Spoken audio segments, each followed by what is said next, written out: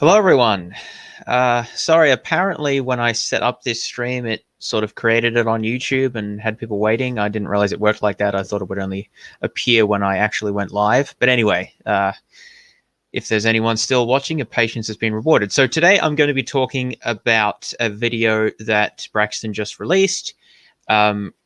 From Trinity Radio, my good friend, in which he actually responded to something that I said in one of my recent videos. Although he doesn't mention me by name, as we'll see in a moment, but it's very clearly one of my videos. So this one here is about, hang on, let me make it a bit bigger. The most common YouTube comments on the Kalam. So Braxton is punching up as always and focusing on the biggest and most important, most weighty objections to the Kalam cosmological argument, scraped from YouTube comments. I think he's taking a leaf out of Cameron's book from Capturing Christianity, who I think did a similar, at least some of the videos I've responded to on his channel also look at the top scholarship on the atheist side by scraping up YouTube comments. Not that there aren't some good YouTube comments, of course, but anyway, so this is a fairly long video. I'm not going to respond to everything, but there are a few points here and there on the Kalam that I wanted to touch on, particularly when he responded to some of my remarks. So let me make a start. I've got a few timestamps that I want to look at. Let me know if the sound's working as always. Let us start. So just to clarify this video here, so they go through a bunch of comments that they've found, and also, there's super chats and so forth. So I'm just going to jump around a little bit, so I don't claim to comment on everything, just taking a few points that I think are of interest, mostly related to the Kalam cosmological argument. So let's start with this one here. Now let's make that big. Without a biological or mechanical brain. These, let's see what we got here. Okay, now explain how intelligence can exist without a biological or mechanical brain. Well, so let's just do this real quick. I'm sure that most of you are already somewhat familiar, but the Kalam cosmological argument is everything that begins to exist must have a cause for its existence. The universe began to exist, therefore the universe must have a cause for its existence. That gets you to a point where people, if they're persuaded by the argument, they say, okay, now, so the universe, we need to have a cause for the universe coming into being, because everything that begins to exist, the universe has a beginning. So then what do we do? Well, if we're talking, when we say the universe, we're talking about all space, time, and matter. Then the cause must be spaceless, timeless, and non-material, because if it were those things, you have something bringing itself into existence, which doesn't work. So spaceless, timeless, non-material. And there are things like that, like abstractions, like numbers and laws of logic and things like that. But those things are descriptive. They don't cause anything to happen, right? So you need something that has causal powers and can cause something to happen that is spaceless, non-material, and timeless. And what would fit the bill? Well, in a state like that of spaceless. So I've said this many times before, but the Kalam does not establish that the cause of the universe can't have been material. That's a further assumption or argument that needs to be given, which Braxton's discussed in other videos and I've discussed then, but he doesn't really give it here. But it's just really important to be clear about, in any given instance of the Kalam being, articulated as an argument, what exactly has been established. So again, the Kalam does establish, obviously if you believe both premises, which I don't, but again, for the purpose of argument, let's just accept both premises. The Kalam will establish that there's a cause which has to exist outside of space and time. So obviously it has to be non-temporal and non-spatial, and it has to have causal powers, because it's got to be a cause, right? But that's all the Kalam strictly establishes without further argument. So the questioner here is asking a good question. Okay, so we've established that there is a non-spatial, non-temporal causal power that exists outside the universe, that it was able to bring the universe into existence, according to the conclusion of the Kalam. So why does that, well, you can ask, why would that have to be an intelligence? Or the way that this question is formulated, how can you even have an intelligence without, a biological mechanical brain? Okay, so that's where we're at so far. And I'm being critical of Braxton here, saying that it's established that the cause can't be material, because then you have to, that relies on the assumption that there can't be any material entity outside of space and time, which I think is probably false, although we don't know that yet. Obviously, it's a bit hard to study that, but our best quantum theories of gravity, I think, are leaning towards the fact that space-time is sort of emerges from lower level quantum processes. So I think plausibly sans the space-time continuum that makes up the universe, there existed some sort of material quantum something or other, which existed outside of space and time, but nevertheless was material. That's speculative, but I think it's quite plausible.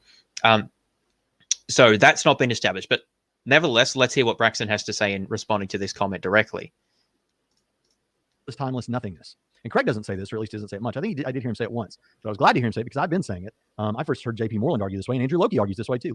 Andrew Loki. And that is that in a state of timeless nothingness, there is, without time and without anything, there is no determinism to work on God over a course of time to lead to, like a chain of dominoes, something happening. So this would have to be indeterminate. But it couldn't be random because... So that's the first part of the argument. So he's saying there can't be a, absent time, there can't be a causal chain. And I think I mentioned this in a previous video. This seems to be, I don't know if I want to say presupposing because that's a bit strong, but it seems to be most consistent with I think it's called a relationist view of time, or relational view of time, whereby if you have a series of events that sort of automatically counts as time. So if you had a series of causes, then that would be time, and therefore, it wouldn't be outside of time. So that doesn't work. So I don't know if you have to go along with an idea of a relational view of time. Maybe you could have a series of causes that was atemporal. I'm not sure about that. But the main point is simply that why do you need a series of causes? The cause of the universe doesn't have to be a series of causes. It could just be a single cause. In fact, that's the idea about God, right? He just created. I don't think there was a process of creation in which he was, I guess there could have been, right? But he could have done it either way, I suppose is the point. He certainly could have just created in one go. Similarly, whatever the other cause of the universe was, it could have just been one single cause, which then brought into being space and time. After which, then there was a further series of causes that, brought about eventually maybe the Big Bang or whatever else, however else we want to say it happened. So my question for Braxton, why does there have to be a series of causes and effects leading to the initiation of the universe, or the bringing into being of the universe? Why can't there just be a single cause outside of time, which then brings space-time into existence? The opposite of determinism in a lot of people's minds is you just got randomness, but you also don't have space or time for random things to occur. So the cause... Why do you need space or time for randomness to occur? Can't there be non-deterministic causes in the absence of space and time? I don't know that there are, right? I'm not saying that we have evidence for that, but we don't have evidence either way. So how do we know, what's the basis of this assertion, Braxton, that indeterministic causes can't exist outside of space and time? Must have exercised libertarian freedom in bringing the universe into existence. Well, what sort of things have libertarian freedom? Minds do. That argument is not just an argument for God, it's also an argument for an intelligence independent of biology or a mechanical brain. So I'm going to give Braxton the benefit, well, not exactly the benefit of the doubt, but I'm just going to grant him that he has an independent argument in favor of the cogency of libertarian agency. I think that's actually very hard to argue for. It's a fringe view in philosophy.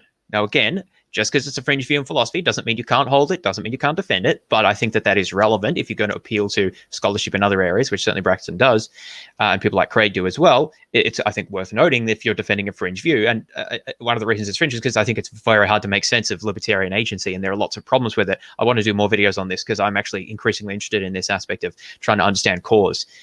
Because basically, in a nutshell, I think that the Kalam, and actually probably Leibnizian as well, arguments only work if you define cause in a very special way that basically only theists define it as. That is, cause can be a relation between a substance and an event, whereby a substance can bring about a causal effect, sans time. And most analysis of causation is inconsistent with that. So you basically have to have a very special notion of cause for these arguments to even get off the ground. Now, you may argue for that, of course, but the atheist can just reject that notion of cause, and I think that there's good reason to. But I won't fully go through that analysis here. I just want to say that, okay, let's just grant Braxton his libertarian agency, because, of course, the atheist or naturalist could just say, well, why I think that such a thing even exists. But even if you grant that could be that is a thing, or that could have been the cause of the universe, it still doesn't establish that it was the cause of the universe, right? Maybe there's libertarian agency, but something else brought the universe into being.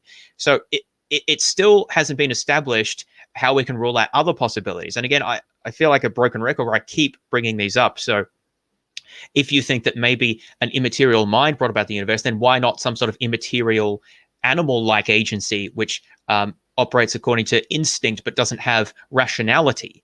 Or what about some sort of immaterial plant-like substance? Again, not literally a photosynthesizing being, but something that just sort of grows and has a natural impetus to expand or something, but doesn't have even instincts in the same way that an animal is. Or there's like the Tao, sort of an immaterial moralist sort of force of nature, but that's beyond the natural world, from Chinese philosophy, or Brahman, which is kind of like a god, but not personal in the same way, usually understood at least from Indian philosophy, or perhaps it's information with causal powers, which people have argued recently. Some people even think that abstract objects can have causal powers. So there's a plethora of options on the table here that are at least possible, again, metaphysically possible, I mean, not, that we have evidence for them. How have all of these been rejected? How do we know that it's not something we haven't even thought of yet, which, given that we're talking about the cause of space and time, doesn't seem that unlikely that we might have missed a few things. So even if you think libertarian agency can be a thing, how have we established that it was the cause in this particular case? Arian, can you deal with the someone's trolling in the comments? So. Okay. Thank you for pointing that out to Slam Ryan. Yeah. All right, so let's look at another one, and Jonathan, you can take it. That wasn't you, Nathan, trolling, was it? Surely not. If you want. I can't speak for all atheists, but this specific atheist don't like the Kalam cosmological tap dance because premise 1 is wrong due to quantum physics. We don't know if premise 2 is right or wrong. Conclusion leads to a cause, not a God, which due to premise 1 is wrong. You leap to conclude your intelligence God is the cause without any argument. Except that Kalam is an argument. But what do you mean? Quantum mechanics, there needs to be the quantum mechanics fallacy. Because quantum mechanics, everything that you think is absolutely wrong because quantum mechanics. No, I'm not falling for that. What specifically about Pritchett cab? He's got his own cab. So I find that hilarious. Also, isn't that like a CD case where he's got those books on it? I don't know. I've just not seen a bookcase like that before. Quantum mechanics has decided that no one should use the first premise of the Kalam cosmological argument. There's so much hand waving about quantum mechanics that that doesn't say anything. So until you tell me why. Well, I'll do. I mean, he's not wrong. There's a lot of hand waving about quantum mechanics. I wonder who does more of that. Is it the atheists or the theists? I guess I'll leave that up to you to work out. Them some help here. What they're trying to say, or what they've heard some other atheists say, is that quantum events, like the collapse of the waveform into a location, seems to happen without a cause. This particle comes to exist without a cause or from nowhere. Here's the thing.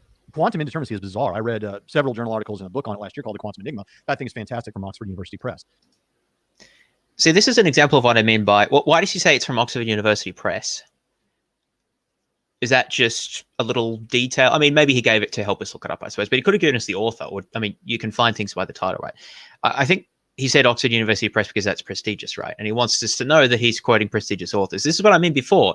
If you're going to try to establish your credentials based on appeal to prestige and things like that, then you should also try to be even-handed about this and say when it goes the other way, when most scholars disagree with you. Quantum Enigma makes arguments about quantum consciousness and other stuff. I mean, I haven't read it myself, but I've read some reviews of it, and although there's probably some good stuff in there, it definitely has some really fringe views. And just because it's Oxford University Press doesn't mean it's right or anything. So it's just, why throw that in there? It just really seems like you're trying to make it more than it really is. Let's just give the argument, not throw in Oxford University Press. Anyway, let's move on. It's amazing, and it changed my opinions on some things, but not this, because even if you want to say what we're saying about if you have particles popping into existence on quantum mechanics, there's still a causal force there, right? If I am holding a book in my hand, I'm causing the book to be suspended in the air. My hand is causing the book to be suspended in the air. I don't even have to be here. If you put a book on top of the building we're in right now, the structure is causing the book to be where it is in the air. In a similar way, you have things like the space, the quantum field, all these kind of things that sustain the possibility for this particle that comes into existence. Yeah, it's the pool of potentiality that causes these things, or at least makes them possible. So it's not as if you could just say, well, because these particles come into existence, it's not the same thing. It doesn't follow that they come in uncaused, as if there's no prior state of affairs that allows for this kind of phenomenon to occur. Yeah, you've got the causal categories in place, even with that. Now, causal categories in place, what does that mean? So, I mean, I still don't think that this quantum argument is the best response to the Kalam. That's one of the reasons I don't discuss it in my book, although I'm becoming more interested in it than I used to be. One of the reasons I don't think it's a good argument is because we don't know if quantum indeterminacy is fundamental. It could be. I mean, we talked about this in, I think, the response video we did to digital physics, where there's many different interpretations of quantum mechanics, and some of them are deterministic. So that's still an open question, I think. But even if we do, let's say we think that quantum indeterminacy is real. I mean, it is true that there's a causal structure. There are quantum fields, right? And then there are events that occur, basically interactions that occur at particular spatial temporal coordinates. that involve those quantum fields interacting with each other. And it seems that they're predictable only at an aggregate level, but not at an individual level, like where a particular particle is going to decay at a particular time or something. So there's a causal substrate, but it doesn't appear to be the case that there's a specific necessary and sufficient cause for the fact that a quantum event occurs at a particular time and place, which is what Braxton was saying. So honestly, it's not clear to me whether this is a refutation of the causal principle or not, because I think it depends how you look at it. I think it's interesting that this is a reason. I think this is one of the reasons why Craig has started to sometimes, not always, but sometimes, present the Kalam, instead of saying everything that begins to exist has a cause, he says that if the universe began to exist, it had a cause. Because then it doesn't really matter if quantum events don't have causes, because you're going to say, well, whether or not some types of quantum events can have causes, then the universe, that at least the universe must have had a cause. But if you think that the universe arose out of some sort of quantum fluctuation, which was indeterministic, and there are models to this effect. I think we talked in the Kalam video about the Bad Apologetics video about the emergent universe hypotheses. I think that's what they were called, where you have an unstable quantum state that lasts for like an infinite amount of time and then collapses. And there are models where you can develop where that actually works. So you can describe that happening. And depending on how you look at it, that's either a universe that's infinitely old, but also in some sense finitely old, or you could just think of it as a universe that began to exist indeterministically. I actually think those models are quite interesting, and I find them sort of appealing, but they're still quite speculative. So to sum up, quantum indeterminacy, is that a good argument against the Kalam? I don't think it's the best, because there's a lot of open questions and potential loopholes here, but I do think that it does raise questions about the nature of causality, and especially whether, causality, is it always deterministic, or can there be indeterministic causality? What about if there was a quantum origin of the universe? So I do think that it provides a potential issue for the theist making arguing for the Kalam, because basically it turns out the causality is a lot more complicated than we naively think, and that's my fundamental problem with the Kalam. It relies too much on these intuitions, but that will come up a little bit later in another question. Premise 2, he says, we don't know if premise 2 is right or wrong. This is a principle that I think people need to understand. They don't have to take my advice here. They don't have to agree with me, but it needs to comparison. I'm going to skip a little bit here. I'm saying another multiple to get to the moments, how much you cross, you still got infinity to go. It's the whole. So he's making an argument about why the universe can't be infinitely old, but there's nothing really new there, so I'm just going to skip that. And once again, the Kalam rears its ugly head. Okay, now at this moment, if somebody could tell me what video this comment is from, I'd appreciate it, because I swear I've read this comment, but I can't find it on. I thought it was maybe on one of my vids, but I can't find it anywhere. So it just sounds really familiar. So I'm just curious as to where he's getting these. Not that it matters that much, but anyway. I'm assuming this person the evil Braxton with his Kalam argument. Yes, has interacted with the Kalam so much they know it as well as William Lane Craig does. You'd think the Kalam gets you to a cause, and then the apologist immediately jumps to a God. Okay, is that true? That we get to, so the universe must have had a cause. So there you go, it's God, right? God's the explanation. No, what we just did a minute ago, we said, look, okay, here's the further reasoning. The universe. These are all the things about the universe that make it a universe. Right. So something that's not the universe, we can have to figure out what properties it has that can cause this universe. It's not not hard. We don't just jump to God, okay? We give the reasons why we think it's God. And then you look for possible candidates that can fit the bill, and God is the best explanation of those candidates. So it's not hard. Then he goes on to say, philosophy. I thought they were supposed to be smart people, like smarter than those religious bungleheads like us from the South. I'm not going to say they're not smart, but I'm going to say they are speaking about things as though they have an authority on them when they don't. I just saw pot calling the kettle black. ...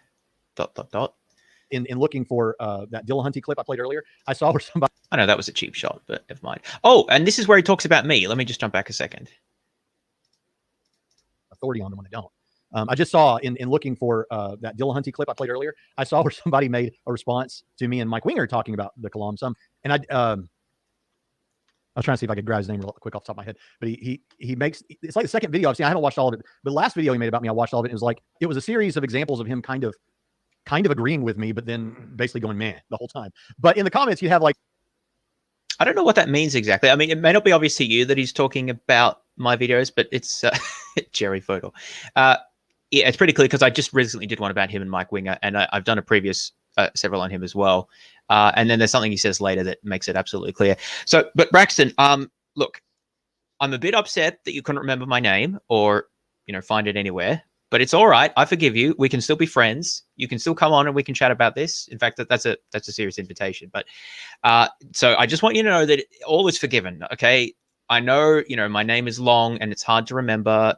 but you know, it's all right. We can put that behind us. Like certain people who are big critics of our show who really can't stand us, who are saying all kinds of things like, I don't think either one of these guys know anything about the Kalam and all this. And I'm thinking, it's like we're going to get some questions here in a moment. Well, I'll just save it because there's something I really want to say about that when we get there. Okay, he says philosophy doesn't prove an existing deity. Science does. Excellent. This guy thinks science proves an existing deity. Don't need to go any further.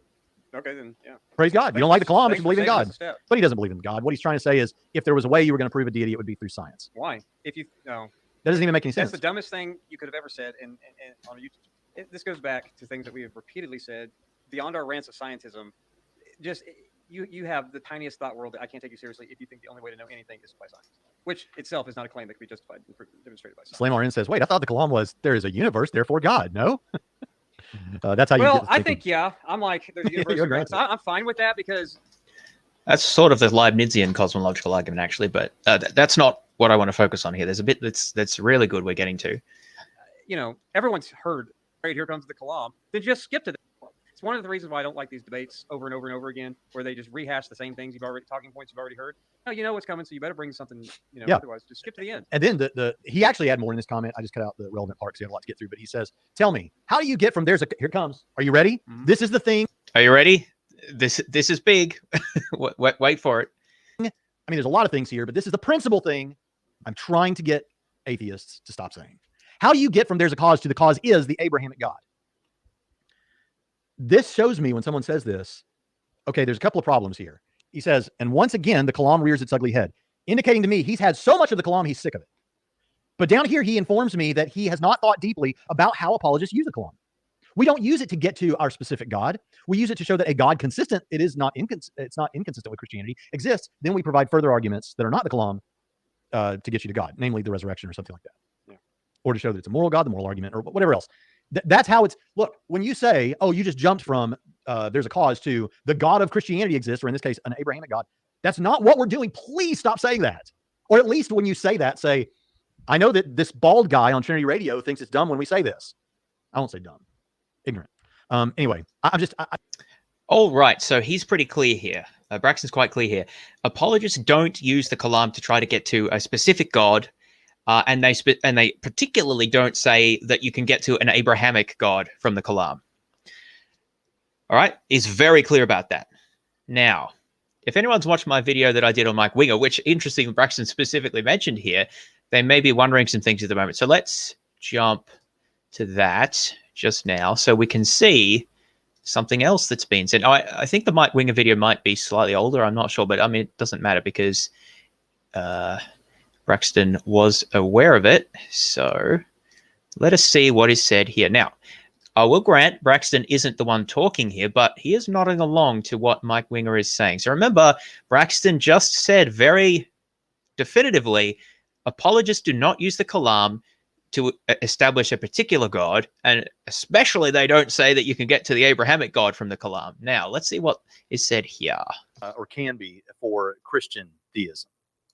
Yeah, and I think that's pretty significant. And we have to realize too, it doesn't get you all of Scripture and all of the Christian doctrine. But I'm sorry, if you're atheist and you now have a description of God that fits the Bible, although it doesn't affirm everything the Bible affirms yet, it fits the Bible. I'm like thinking, how is this not a big win? How is this not a wonderful thing? Wait for it. It's coming. I've ruled out a bunch of other religious views. I've isolated it down to a handful of like Abrahamic religions. We have Judaism, Christianity. I don't know if Islam really fits this, but we have just a handful. And then now we can take it to the next step and continue the discussion.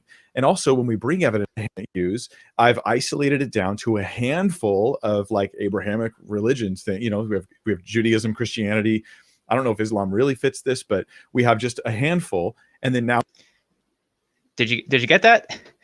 Winger says we've isolated to a handful of Abrahamic religions, and he's not even sure that Islam counts. So he's basically saying, it's Judaism and Christianity. And he's talking about the Kalam. The Kalam establishes that. If you don't believe me, watch the whole video again.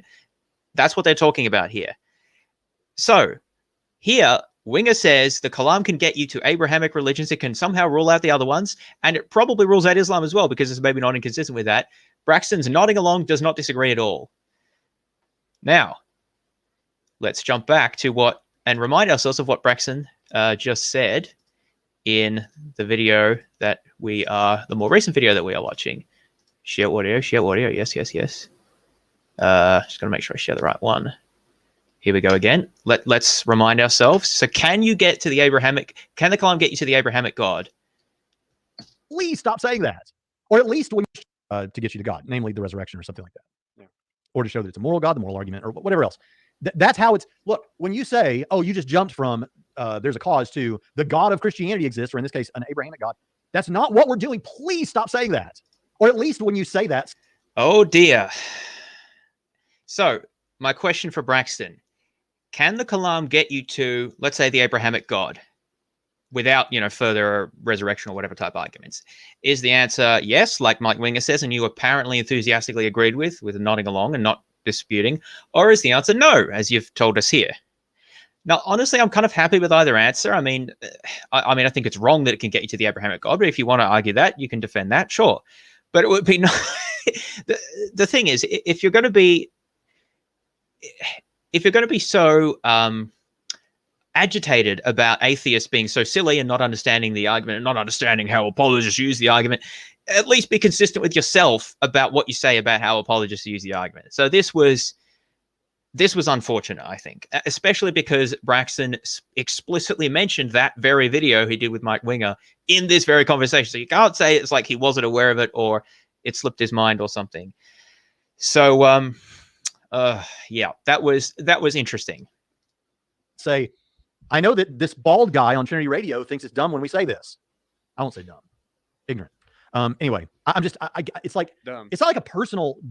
It is a personal gripe. It's not like it offends me or something. It's just that we're trying to go somewhere with these arguments, and this sort of thing just holds it back.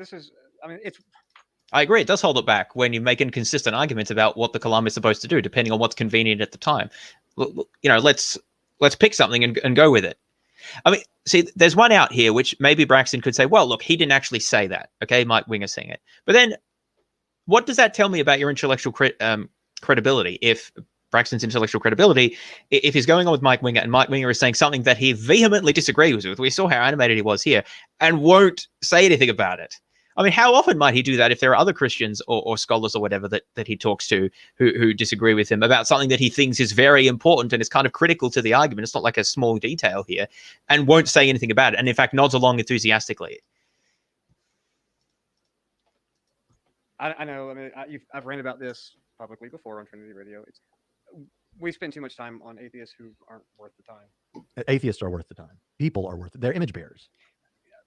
Yes, I'm not talking about that. I'm talking about the level of attention and content we provided is not worth the time. They're the fewest in number and not the most numerous out there who don't need Jesus, and other people have better things to talk about than atheists do. But I wonder what those better things are. But anyway, I guess that's a topic for another conversation. All right, I'm going to jump. What's this about? Oh, yeah, AB theory. I'm not interested in what he has to say about that. Let's jump forward now to 38, and let's see what he has to say about something else. Point. Again, I think that's presuming science. So like what science too far of the universe, if that is even the right word. We can't say that it had a cause. We simply don't know enough. Even if you grant that it had okay, so on the first point, again, I think that's presuming science. So like what science tells you. In philosophy, I think you can get to some of these things. Like I love how Josh Rasmussen says, not about this issue, but he says about something else, the contingency argument in that case. He's talking about how, I know that it seems like that is a really far out place to be able to get with human reason to something like that, like the cause of the universe. But I think, yeah, it is actually pretty far out to think that you can establish the nature of the cause of the universe just by thinking about it. In fact, that kind of strains credulity, at least for me. If we build a sturdy bridge of reason, we can get there. And I think we can. I think that's amazing. So philosophically, I think... Oh, boy. You should read my book. Oh, I got to pimp out my book. Where is it? On the Unreasonable Faith. Most of what Braxton is saying here is borrowed from Craig, who, of course, is the prominent defender of the Kalam and basically invented it. I mean, he adopted it from Muslim scholars, but he put it in the particular form that is currently defended. So, yeah, if you look at what I say about this in my book, I don't want to say you can't believe in the Kalam, but it's not a sturdy bridge, right? It's think about those rickety old wooden bridges that span this wide chasm, and there's like planks falling off and it's all rotten and you step on it and it's like shaking. Each plank of the different things that need to be established for the Kalam to work. It's like the tenseless theory of time and ancient causation, and all of these paradoxes of infinity that have to work, and the aspects of the causal relator of causation, and whether or not the universe even needed a cause, and ruling out all the other alternatives. And the fact that God has this particular relationship to time, that he brings himself into time with the universe, Baldwin the Lincoln theorem, and interpreting general relativity and its relationship to Craig's views of time, and whether you can treat those sort of models realistically or not, and other potential models like emergent universe models, or the models of eternal inflation and other things like that. There's so many things going on there that need to be established, that the idea that this is like a sturdy bridge is a bit of a joke to me. I think the Kalam is an interesting philosophical argument because it raises so many questions, but a terrible piece of natural theology for precisely the same reason. I think we can get there. The fact that scientists, not all of them, agree that's okay, fine. I don't know what plumbers think about it either. We simply don't know enough. Even if you granted that it had a cause, you don't know that it was. Do we seriously think that plumbers and, say, cosmologists are equally well qualified to comment about the origins and course of the universe? That seems to be what Braxton was implying here. I have a book here. Now, where did I put it? Here we go. Principles of Physical Cosmology. Now, this isn't even a particularly new book, but it is still a very good one by Peebles here. Now, this is not just about the course of the universe, obviously. This book outlines a summary of general relativity and talks about the development of cosmological models leading up to the Big Bang. It discusses the measures of galaxy distributions, dark matter, models of inflation, large-scale mass distribution, and modeling that, the origin at the measuring the cosmic background radiation and how that relates to galaxy formation and the amount of dark matter and things like that. And this is, how long is this book? It's like 800 pages or something, maybe 700 pages. And there's heaps of stuff that's been developed since this was published that's not even mentioned in here. That's what physical cosmology can tell us about the origins and development of the universe. Now, there's a long way to go. What can speculative philosophy tell us about the origins of the universe and its early development? I would say basically diddly. It can't tell us anything. It's just pure speculation. I'm not saying that there's no role for philosophy in addressing these questions. There's some, right? But in terms of what Braxton's saying, that we can establish all of this stuff, no, we can't. It's just all speculation. It's not. No one agrees on it. There's no models. There's no established results. There's nothing. Science is the only game in town when it comes to answering these sorts of questions, and the majority of philosophers agree with that. There are certain questions about interpreting the results of science and connecting it to other knowledge. So I'm not going full scientist, like, it's physics and nothing else. I'm not saying that. But if you're specifically talking about how do we establish the causes and origins and early development of the universe, yeah, it's cosmology. That's how we do it. It's not going to be through, metaphysical speculation. A God, or your God specifically. Don't have to know that it's my God on the basis of the Kalam. I've got other arguments to establish who this God is, like the resurrection argument. Even if you grant that, what was this God's cause? Already answered multiple times in this episode. I don't understand why that is so difficult to understand, why some of these are gaping holes in the logic here. Well, maybe now you know. I don't know. I don't know if everything exists had a cause. Even if I was to grant you, I don't know that either. One, I know that everything that began to exist does. That's right. How do we know that everything that begins to exist has a cause? I mean, we just talked about the potential quantum exceptions to that, but I mean, it's just this arrogation of, well, it seems to me that that causes are a thing, so I'll just sort of assume that applies to every place in the entire universe throughout all history of time. I mean, how arrogant do you have to be to just assume that the way we perceive things is true always and everywhere as a general, well, not as a general, a universal principle? I just don't understand how you get to that place. I mean, I don't think, I think causation is a real phenomenon, right? So I'm not saying it's not real, as some argue, but to say that literally everything that begins to exist must have a cause because it seems obvious to me, it's like a metaphysical basic principle or something like that Craig says. It's just ridiculous. We don't even know what causation is.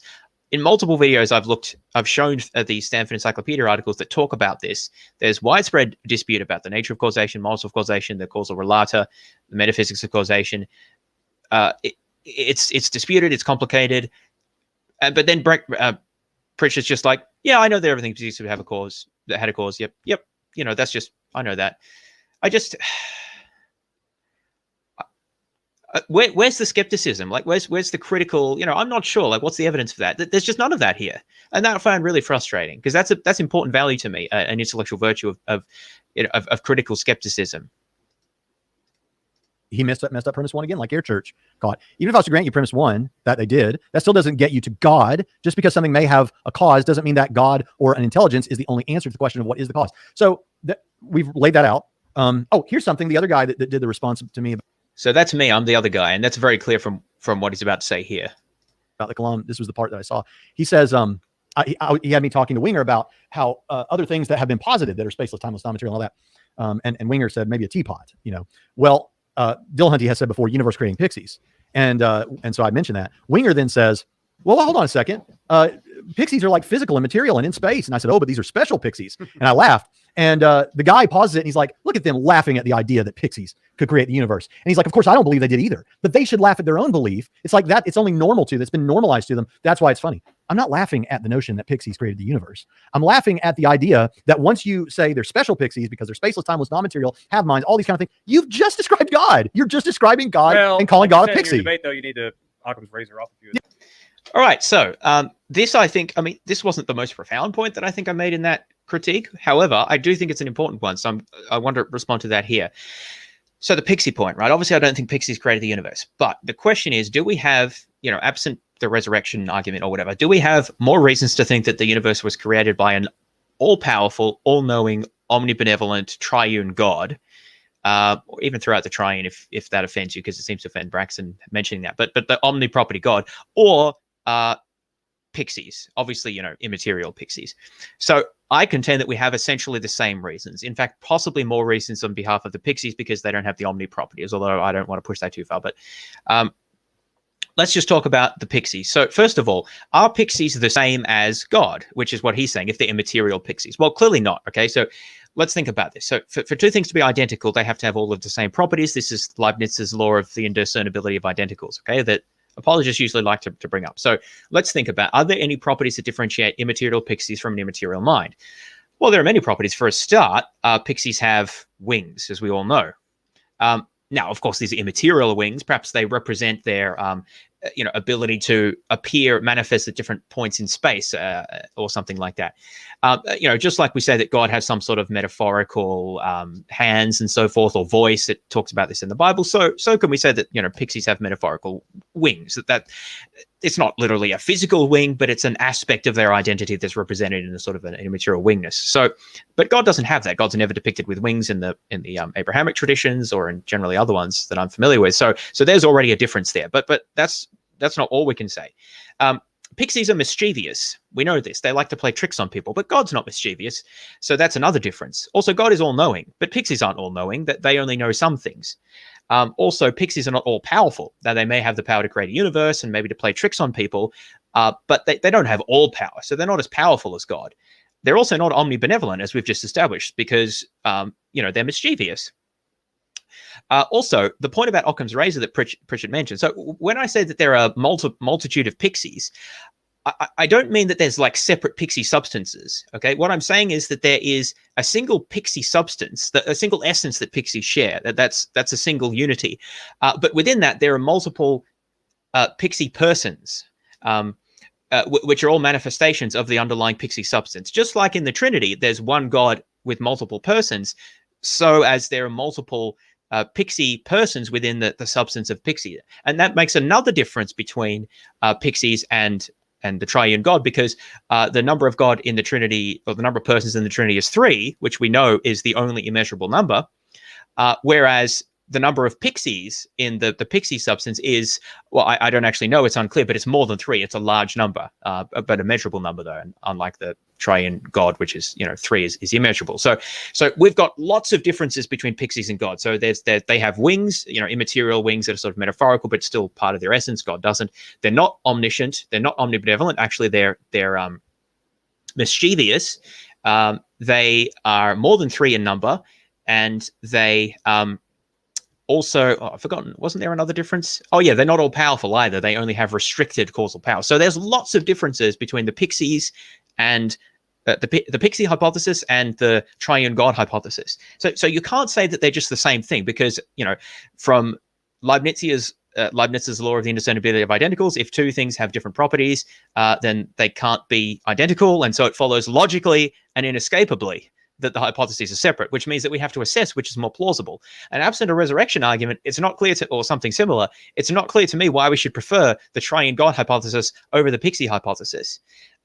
And that was the point that I was trying to make. I didn't go into as much detail then, obviously, but why do we think that the idea of Pixies is ridiculous, whereas the triune God is like, oh yeah, could be? To me, they're on roughly equal grounding, at least until we give further reasons for thinking it. Now, maybe those further reasons do hold up, right? I'm not saying that there can't be further reasons given, but just on the level of a Kalam, just on that level alone, why do we throw out Pixies and laugh at that and say, oh, well, actually, but it might be a triune God?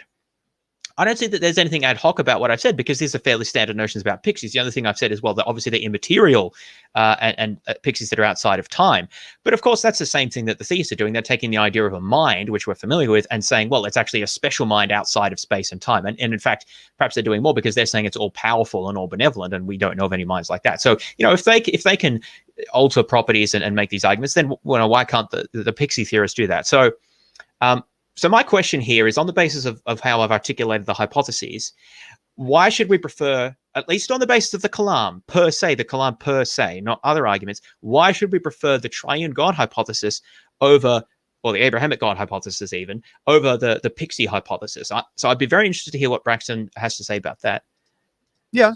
And then he had issues with, well, you believe in a Trinity. And it's like, I established the Trinity on other grounds completely apart from this. Trinity's one So, God. It's just, even people who I think others in the YouTube community think of as, and I think are like really knowledgeable about some of this stuff. The things that they're criticizing, it's like, I'm not sure how much are you familiar with the responses to what you just said? Yeah, it's the theological equivalent that you mentioned, the Trinity, is like the amateur hour Muslim or the amateur hour oneness Pentecostal who says the Trinity means three gods, Father, Son, and Holy Spirit are all God. That's three, so that's God. That's plural. And you're like, no, you're making a very, very basic pre-K categorical blunder about the difference between the category of being, which there is one, and person, which there is three in the Trinity.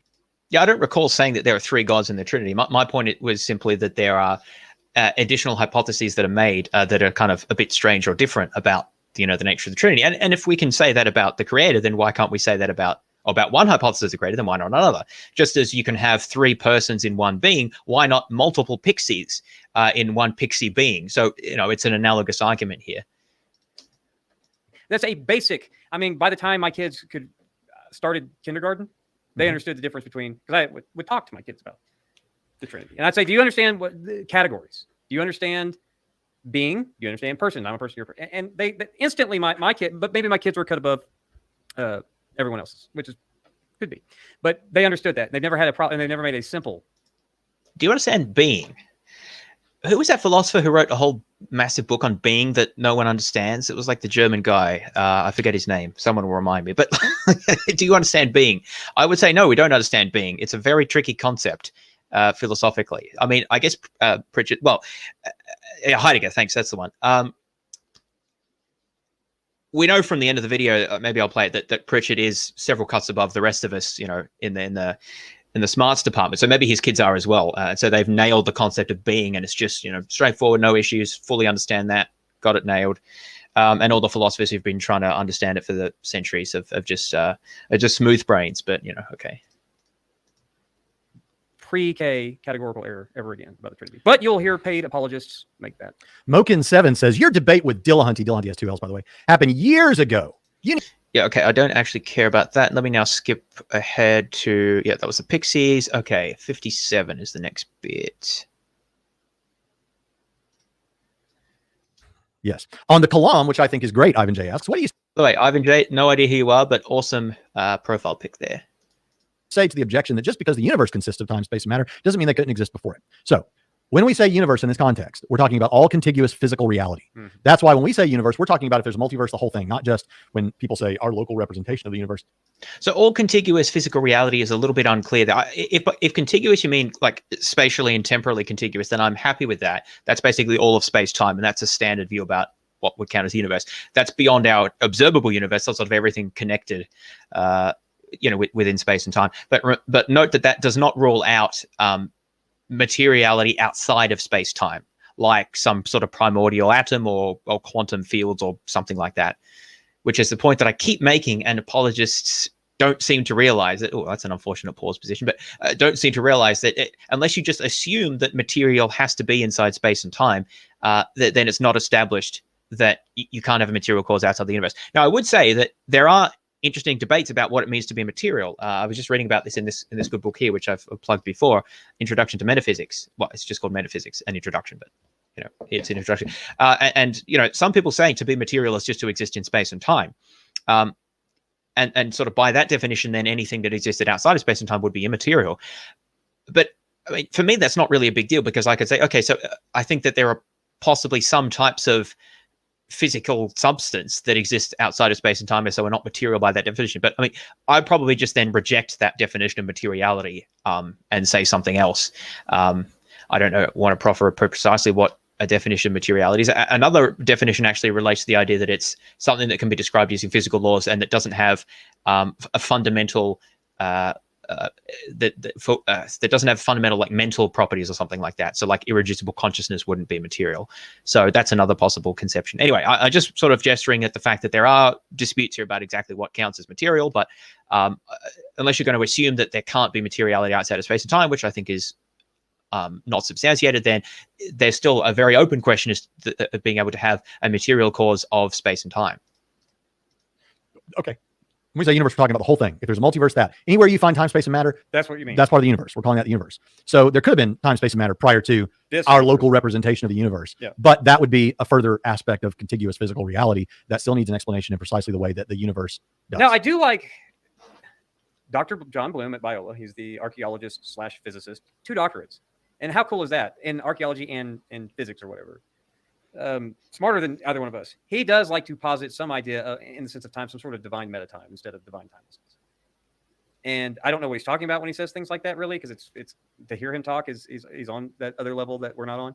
But that's I'm not, I don't balk at it, because the reason why we get timeless, spaceless, immaterial, other than saying God is spirit, we think God is not the cosmos. So whatever the cosmos is, God lacks those kind of properties. So sans the cosmos, this is what you do in the Kalam. But Back to Pritchett, Cam. I'm not personally opposed to positing ideas about a metatime. Like, I'm not scared when people bring that up, because I don't think that affects even the Kalam. Whatever kind of divine sense of metatime that God may be tracking on, that's not some sort of timelessness, might be cool. I don't freak out about ideas. Open theists pretty much say this, posit something similar, because they think that God is from everlasting to everlasting, is not timeless. But Dr. Bloom's not an open theist. He's a physicist and Indiana Jones. So I think the reason Pritchett's going on about this is because if you say that God is in his own sort of divine metatime, then God is actually in time, and that would count partly towards him being material. Now, it's interesting to me that if you think that God can exist within some sort of metaphysical time, why not metaphysical space as well? Why is it so different? This would actually, I think, sort of lend credence or help us to understand the idea that God is transcendent and also immanent, that maybe he's located at every like spatial location within the universe as well. I suppose that then that kind of moves in the direction of panentheism, which I guess Christians might regard as heretical. But the point I'm making here is that when we're in these sort of realms, it becomes a bit murky as to exactly what we're even talking about. Where's the boundary between material and immaterial here? It's a little bit unclear. If we're allowing God to exist in time somehow, but it's not physical time, sounds a bit like special pleading. Craig gets around this, I think, by saying that God existed timelessly sans the universe, and then when he created the universe at that first moment of time, then he entered into time, which is God's time, which is different from physical time, and therefore provides a problem for the Bald-Gift-Vilenkin theorem. But that's a topic for another day. So anyway, I think that's what Pritchett's talking about here, and I think that just raises more problems. But whatever. Jones guy. So those ideas are already out there. They don't forget. Shannon Q is in the chat. Welcome, Shannon Q. Brando says, what's the best way to tell a non-believer who learned deterministic thinking from a Calvinist that we don't need to believe that, but do still believe the gospel? Okay. Well, then now, first of all, was that it? I thought there believe was it or not, more on the space-time part. I don't care about the Calvinism thing. Anyway, someone just asked a question. hey, who created Shannon Q?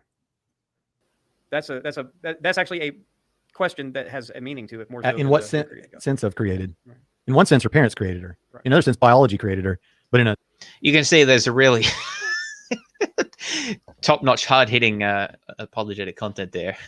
Anyway, I think that's actually all I wanted to really cover here. Let me just, because there's a lot of I mean, I know I do long videos, but I feel like they don't really ramble too much, so I don't want to outstay my welcome here. I just wanted to share a little bit at the end here. Identifies a non-theist. Yes. Now, what was the timestamp I had? 1:35. So just a little bit of ad hominem to close out the stream, which I just think is funny. Yeah, let's hear what Pritchett has to say around this part. Derek says, "Quick, keep sending them super chats so they can't stop." Yes, I agree with Derek. Like, I don't do this for the money. No, I do this for the money. I want to say something about this. We made that clear. He doesn't do it for the money. I have no problem saying that I do it.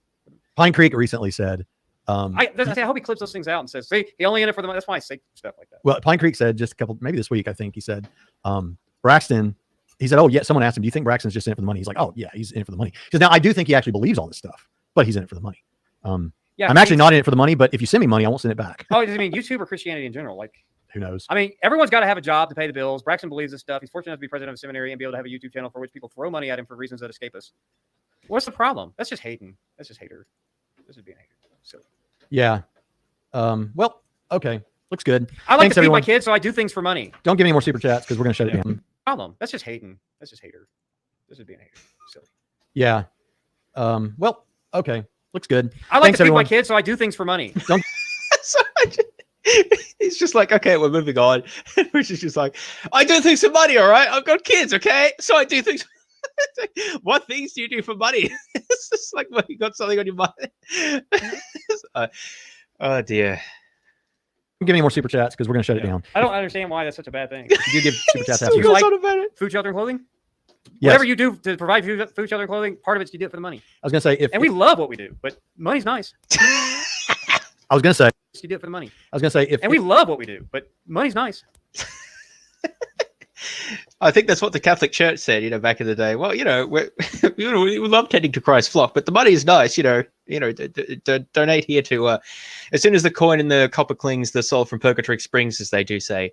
Now, the thing is that although there are some atheist YouTubers who do, I think, a full-time or close to it, there's a lot less money in atheism than there is in religion or specifically Christianity. Just look at the numbers of people who are pastors or who work for a seminary or a university doing apologetic work, like Biola University, for example, or who get paid to give talks or write popular books. The numbers on the sides are just not even comparable. There's very little money in popular atheism. I don't want to say there's none, but there's not very much. There's way more in popular Christianity and apologetics. Does that make it wrong? Well, no, but I mean, I do think that even Jesus himself warned us against these sort of corruptions of religion. And the thing is that if you're making intellectual arguments for something and your job depends on you holding a particular set of views, in fact, that's explicitly true. I don't know if it's true for Braxton, but a lot of people working at Christian universities or colleges or seminaries have to sign documents, statements of faith, to say that they adhere to very specific sets of belief. And Mike Lacona, for example, got in trouble because he demurred on some points that most of us would find fairly trivial, but he got in trouble for that. So the thing is, do you think that doesn't have any effect on scholarship or on the integrity of what you say? Of course it does. In every other context, you have to politics or business or whatever else, you have to disclose conflicts of interest and disclose where you get monetary payments from and so forth. And I'm not saying that Braxton's hiding the fact that he's a supporter or whatever, but I'm just saying that the reason that these things need to be disclosed is because they do affect, often in subtle ways, how we think about things and what we find persuasive and so forth. I would be worried if I was getting money, any significant amount of money to do work that involved a particular set of beliefs. I think that's a real issue. I think that's one of the reasons we have tenured scholarship, tenured professors who can just sort of do scholarship and not be tied to, at least if they're working at a university that doesn't have statements of faith, not be tied to a particular set of belief. And they can, there's still other sorts of biases, but at least then the money's not one of them, right? So this is why I think this is just really kind of dodgy. Like, yes, I understand, we have to support ourselves and families and so forth. And I'm not saying people shouldn't make money from things, but I don't think you can argue that there's no issue here or that it's not something that, should be concerning, especially when you have, and this happens on Cameron's channel ads as well, when you have them making arguments and critiquing things, and then you just see the super chats roll in and it's all these donations. Like, you don't think that affects how they're interacting and the sort of things that they say. Is it an accident that in this video, they picked a whole bunch of fairly lowball. I mean, some of the questions were okay, some of them are not so good. I picked out some of the more interesting ones, but you know, they're not the best articulated things. They're just YouTube comments. Do you think it's an accident they picked out those and then shoot those down? Maybe that makes better viewing than trying to respond to, you know, Alex Malpass or Oppie, or you know, even some of my videos where I go into, you know, Stanford Encyclopedia articles. Maybe that's not, you know, it doesn't get the donos in as much. I don't know. You know, I'm just spitballing here, but I just think Pritchett's attitude is quite amusing. I was going to say, if you give super chats now, I won't get to them because we're done. Yeah. But I love you all. You're wonderful. You're wonderfully and gloriously made. Yes. Whoever made you, and we know who ultimately made you. But with that, we've enjoyed it. But I have to find the place to do this. Yep. And Pritchett, you got anything else you want to say? Ha ha ha! Put it up there. Put it up there. What? The super chat. I said I wasn't going to do that. Right, but I said do it. Never caught you live before. Well, we're glad you barely caught us live. Hello. How might you respond to someone who identifies as a non-theist? I see nothing to indicate anything supernatural in the reality around us. Cheers. I see So all kinds of supernatural stuff around. a non-theist might be an agnostic, might be an atheist. Are you saying, oh, you're not saying what do I call them? How do I respond to them? Well, I present what I think are good reasons to believe that the Christian God exists. There's a T-shirt for this. It's got Braxton's face on it. It says, "Look at the trees." But what I think that we have several good arguments for the existence of God. You can go search these on this channel. We actually have a playlist on this channel for arguments for God. I think Yes, I know that. There's something else I wanted to show you before we God's finish best out. explanation for. I think that Blah, blah, blah, blah, and then for blah. We all all that know interesting, this. what people, all these like, are they able to talk? Well, Visions and appearances of Jesus to Muslims. I start with rejecting the premise because I don't accept the. Oh, he rants about supernatural it and comes from a natural, video, whatever. it's fantastic. But we There's need chances that you're ever going to speak. we And need he's to learn present- about interestingly, Pritchett's intellectual have a real- prowess. Okay, So you want my final concluding thoughts now? yes, now here do another round of Okay. concluding thoughts. Work your Pritchett rear can. delts. Yes. Okay. I get posture questions all the time. How do I correct my posture? How do I not sit like T-Jump and Braxton Hunter here, who are all like this? Work your rear delts. Your rear Isn't delts. T-jump more pull like your arms this? back. If your arms are back, it gets your back more Anyway. upright and you have better posture. So do rear delt exercises every week, at least twice a week, until your posture is better. Have good posture. Don't be a Braxton Poo or T-Jump and other YouTubers who are like this all the time. There you go. Well, Do you even Posture's lift, important. bro? I don't know what you're Especially talking as we age. Oh, look at you now. Rewind the tape. Posture is important, especially as you get older. And Braxton, now joining the over 40 crowd, needs to correct his posture as well. Peebo Thulu says no. In all caps, no. My response is, show me the medical information, by which I think they meant medical. Listen, pick up The Case for Miracles by Strobel, and also pick up Miracles by Craig Keener. This gets brought up a lot by apologists for darn good reason. This guy got information from all over the world from Miracle When it says information, he means anecdotes. Minds. He has all the data there. You need to check that out When it says data, he means lots of anecdotes. as you're making your decision about whether the supernatural exists. All right. Well, So an idea for a video I have, which will take a bit of research. So what I want to do is go through some of these videos, or like maybe not in the videos, but common recommendations. Like you need to read this book. You know, you got to get Habermas's book on the resurrection, and you've got to get this book on, the Keener on miracles, and you've got to get Lacona's book on the resurrection, and you've got to get Craig on the Kalam, and you've got to get the Blackwell Companion. You've got to get this book on free will, your Quantum Enigma. And I'm going to try to see if I can figure out, what the total cost would be if you bought all these books on Amazon, how much money you have to have to like be, fully, safe in your views and be able to refute all the arguments and so forth, which I think is kind of interesting because they don't refer to like blog posts or journal articles so much that you could potentially get free. It's always, books you have to buy. Not always, but often. now I'm going to say this has been fun. I've enjoyed it. But we'll see you next time on Trinity Radio. Where was the bit about Braxton? Not Braxton. I didn't add any Pritchett's- music. Where's the music? Pritchett's super intellectual abilities. Ah, there it is. I think it was at the end here.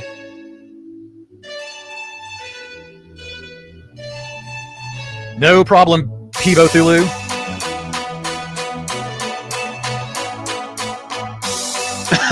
Yeah, Habermas's book doesn't exist. Yeah, that's the classic example. It's been coming for years and years now. It's got to be like 10,000 pages or something. Yeah, that'll be fun. Yes, and you can do scap raises when you're on a dip stand or parallel bar, and you can do scap pull-ups, and you can do scap push-ups where you're just pushing up and down, just using your scaps, not bending your elbows. So that is important. Thank you for bringing that up.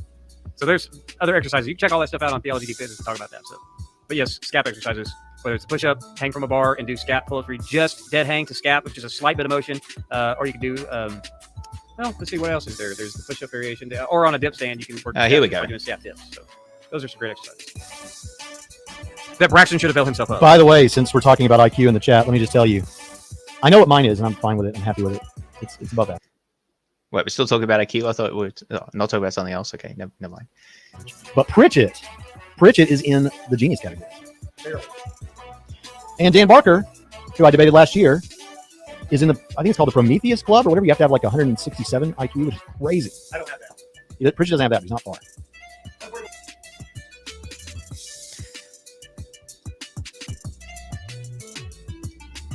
Well, there you go. I think that's what I wanted to show. So I think genius IQ is 140 plus. I'm sure that's from a qualified psychologist with a proper test, which takes several hours and is properly documented and, you know, calibrated, and because of the Flynn effect and all that stuff. So I'm sure we can all believe that.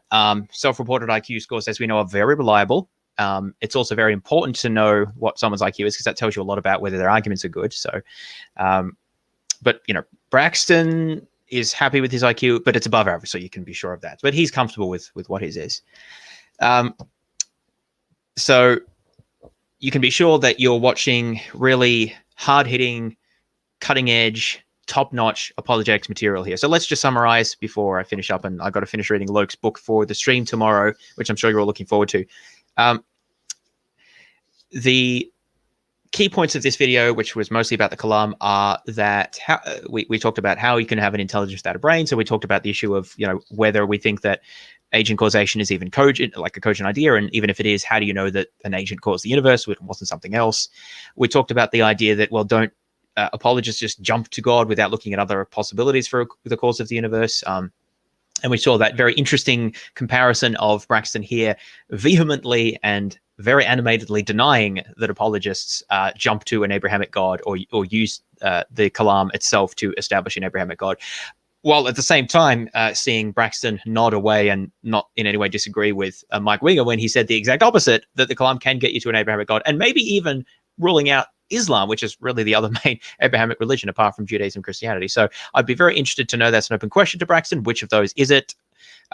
We talked about whether the universe needs a cause, and the notion of indeterminate quantum causes or other possible aspects, and the uncertainties we have around the notion of causation, which apologists never talk about, because they understand being, and they understand causation, and they understand, you know, agency and free will. They just understand all of these things because they're all really big brained, high IQ, you know, superstars who've read all these books on their shelves, of course. We talked about the Pixies and the comparison between the Pixie creators and the Triune God creator, and I was arguing for a Pixie creation hypothesis, which, at least on the basis of the Kalam, is, I think, comparable in plausibility to a Triune God creator hypothesis, or even an Abrahamic God creator hypothesis. Remember, of course, that Pixies are not the same as God because they have different properties. They're not omnipotent or omniscient. They're tricksy and fickle, and they like to cause mischief, and their number isn't 3, but their number is actually many, while being of the same substance, the same essence. You know, many Pixies, one essence, just like, you know, 3 persons, 1 God. And they're not all powerful. They're limited. So they're not the same as God. They have different properties. So logically and inescapably are not the same. So you have to address that hypothesis. And we talked about the notion of, you know, whether there could be a material cause outside of the universe, and the notion what it is to be material or immaterial, and how that actually gets a bit murky if you think, well, maybe you can have material causes outside of time and space, and maybe God can actually be part of time and space somehow, but also not. So there's the murkiness there. And again, apologists sort of don't like to talk about this. And finally, we had some concluding remarks about the fact that Pritchett does it for the money. I think he was talking. I mean, he was talking about like apologetics and theology stuff, right? He wasn't talking about something else. I mean, he got a bit agitated there because they were like moving on, but he's like, "What's wrong with doing it for the money, right? I need it." It's like I'm sure it's fine. Whatever he does, I'm sure, you know, it's good stuff, and you know, you need to earn a living, obviously, but you know, one does worry about the monetary influences on things. So I think that's all I had to say in response to this video. I hope you found it interesting. Remember to tune in tomorrow for the super interesting stream we're going to be doing, looking at Loke's arguments about the resurrection. We're going to be reading through his book. Well, not reading through it, but like talking through the book, and responding to his arguments there. If you're watching this afterwards, of course, the video will be up on Digital Gnosis channel, so you can check it out right after this. And Loke's interesting, another example of a super high-powered, mega intellectual apologist. So again, I mean, it's just going to be me, Cam, and Nathan, mere smooth brain mortals responding. So nevertheless, we may have a few interesting points to say. So check that out. Also, I'll just plug my book one last time. If you're interested more in the Kalam, you can check out my book where I give a critique of it there. I think that's everything for this evening. Thanks for listening, everyone, and I'll talk to you next time.